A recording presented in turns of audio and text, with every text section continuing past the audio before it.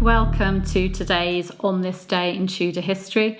I'm Claire Ridgway, I'm a Tudor history author and I'm also founder of the Anne Boleyn Files and the Tudor Society websites. One of my books has actually been the inspiration for this series of videos, On This Day in Tudor History, which obviously is about On This Day in Tudor History. Now today we're going back to 1547. Which is where I think I left us yesterday.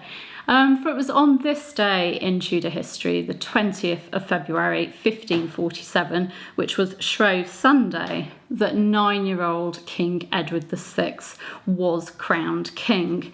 Now I'm just going to do a book recommendation for those of you that are interested in reading more about Edward. He's actually often neglected in favour of, the iconic Henry VIII and perhaps his more exciting sister Elizabeth I. But Chris Skidmore's Edward VI, The Lost King of England, is well worth a read. It really does flesh him out. It's a wonderful book. Okay, so this day was his coronation in 1547. So his day started, the main events of the day started at 9 in the morning when Edward, accompanied by his uncle Edward Seymour, who of course had made himself Lord Protector of England with the council's approval, and also with members of Edward VI's Privy Council and Privy Chamber, travelled by barge to Whitehall. There, the young king was conducted to the Court of Augmentations, which was described as being richly hung with cloth of arras and a cloth of estate. There, the king got himself prepared for his coronation. He got dressed. He got dressed in his beautiful Parliament robes, which are described as being crimson velvet with an ermine trim, a long train, and he put a black velvet cap on his head. Edward then processed to Westminster Abbey, which is where his coronation ceremony was going to take place, and he processed under a special canopy that was carried by the barons of the Cinque Ports, and he was behind Edward Seymour, Lord Protector, who carried the crown, the Duke of Suffolk, the young Duke of Suffolk, who carried the ball of gold, in other words, the orb, and Henry Grey, Marquis of Dorset, father of Lady Jane Grey, who carried the sceptre. So they all went ahead of him, and then there was the young king under the canopy.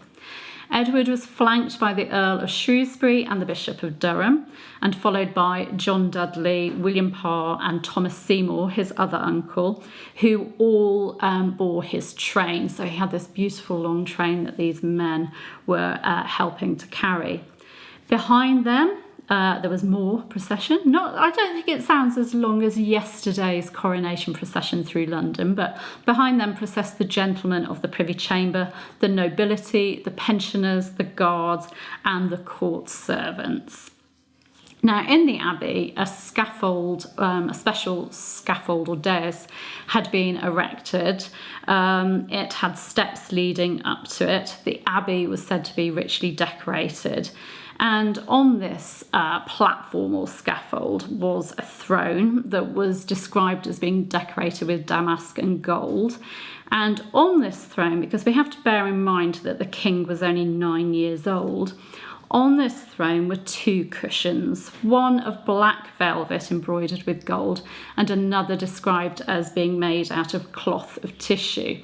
And this was to help the platform raise the king somewhat, but then this throne with the 2 cushions raised him a little bit more so that people in the abbey could see the young king. Now, another thing that had been altered because of Edward's age was the actual length of the coronation ceremony. Now, a coronation ceremony could last up to 12 hours, but it had been cut to 7 for Edward, bless him. So even that sounds incredibly long. Another change was the coronation oath.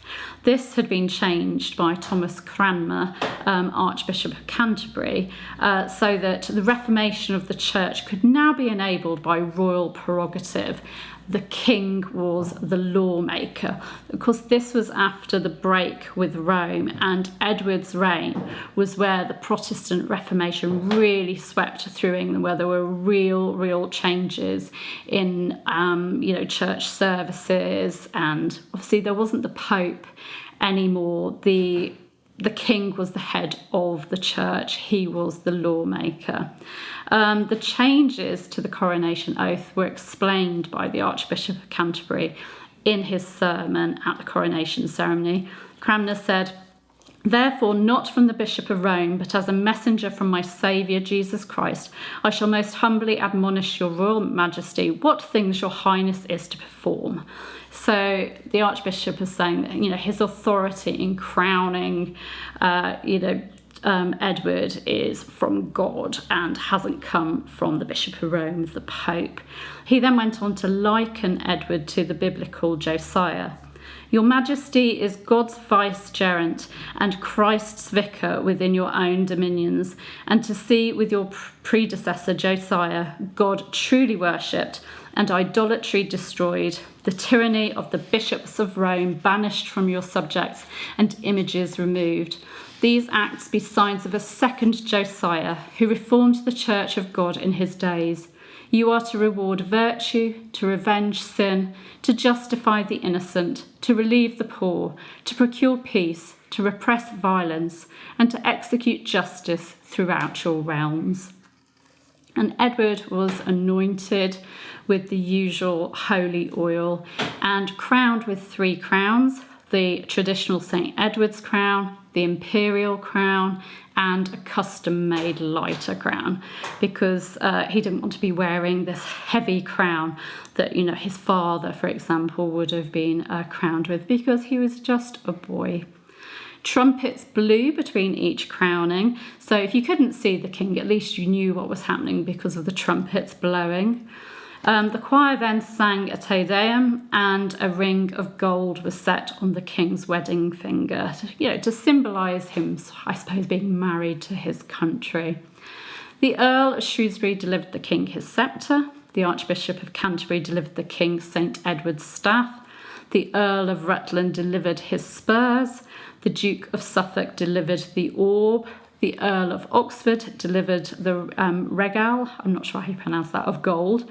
And then the king, sitting in St. Edward's throne and crowned with the imperial crown, holding the orb, the sceptre, St. Edward's staff, and the spurs. I could just imagine this 9-year-old boy holding all of that. Then received the Lord Protector, his uncle, the Archbishop, and nobles who paid homage to him by kissing his left cheek. I would love to have been at this coronation service. It just sounds wonderful, even though it lasted quite a long time.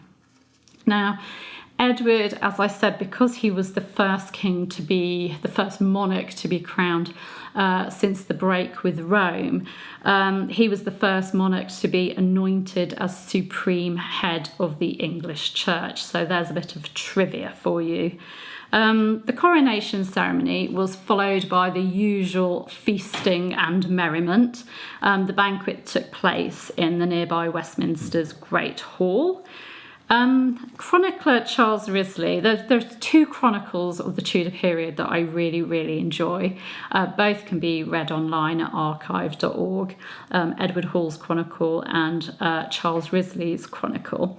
Well, Charles Risley wrote of how Edward kept his crown on for the whole of the dinner, and that after the second course was served, Sir Edward Dimmock, Knight, came riding into the hall in clean white complete harness, richly gilded, and his horse richly trapped, and cast his gauntlet to wage battle against all men that would not take him for the right king of this realm. In other words, Edward is the right king of this realm. And then the king drank to him and gave him a cup of gold. So you can just imagine this coronation feast, and suddenly this man riding in on horse and casting down his gauntlet. I just love these insights that you get from reading the primary sources. Risley goes on to say that after the dinner, Edward made many knights. In other words, he created knights. And then the next day, the 21st of February, there were some great jousts. And on the 22nd of February, fighting and turning at the barriers, where was many noble feats done. So, the coronation, the celebrations didn't stop, with the coronation and with the banquet. They went on for a good few days afterwards. The Chronicle of Greyfriars, which is another good primary source, ends its account of Edward VI's coronation with the words, "God of his mercy send him good luck and long life with prosperity." And I always find those words, very poignant, because, of course, Edward didn't have a long reign, a long life even. He might have had some prosperity, but he certainly didn't have a long life, because Edward died in July 1553 at the age of 15. So I just find those words poignant. But this coronation is one of those events that I would really like to go back in time for. As long as I can get the TARDIS back to my own time, that would be fine. But, just seeing this boy king just holding all of that gear, holding the orb, the sceptre, St. Edward's staff and everything, sitting on these two cushions, and it's just a fabulous kind of picture in my mind. Anyway, that's what happened on this day in history, the 20th of February 1547. Edward VI was crowned at Westminster Abbey. You can subscribe to the channel here and hit the bell to receive notifications of new videos, because I'm going to be here every day with my On This Day in Tudor History videos. Thank you for viewing. Take care. Bye-bye.